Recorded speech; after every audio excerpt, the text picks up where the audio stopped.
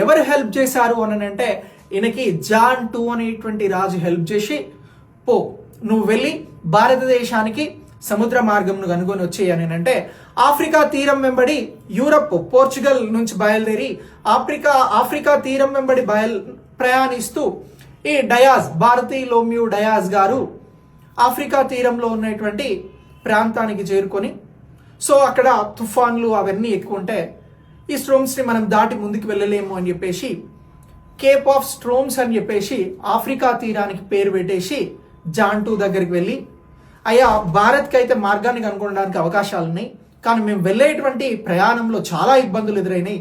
Africa తీరంలో విపరీతమైనటువంటి తుఫాన్లు వచ్చినాయి, సో అందుకోసం మేము వెళ్ళలేకపోయినాము అని చెప్పేసి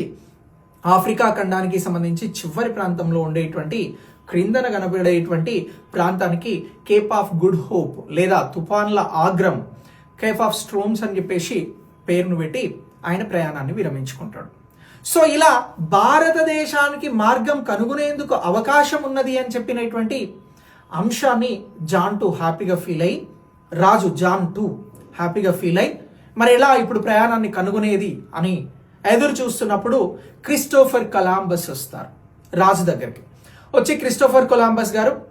భారతదేశానికి బార్తిలోమియో డయాస్ గారు ప్రయాణం ప్రారంభించారు కదా, ఆ ప్రయాణం సక్సెస్ కాలేదు కదా, నేను 100% సక్సెస్ చేసుకొని వస్తా, నన్ను నమ్మండి అని అన్నాడు. సో అప్పుడు ఈ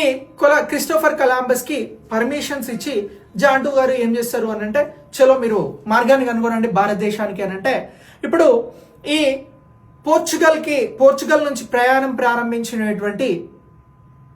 క్రిస్టోఫర్ కొలంబస్ గారు అక్కడి నుంచి తూర్పు వైపు రాకుండా పశ్చిమం వైపు వెళ్ళిపోయి కొన్ని దీవులను కనుకొని ఆ దీవులలో ఉన్నటువంటి వారిని మీరు ఇండియన్సే కదా అని అడుగుతాడు. అప్పుడు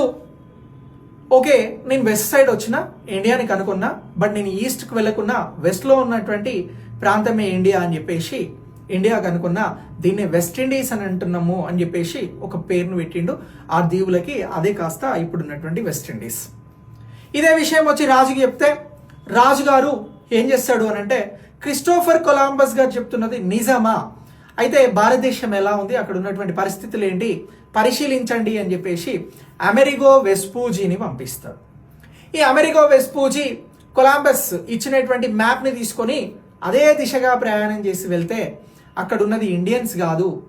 సో ఇది అంతా కూడా ఒక కొత్త కాంటినెంట్, కొత్త ఖండము అని చెప్పేసి చెప్తాడు. సో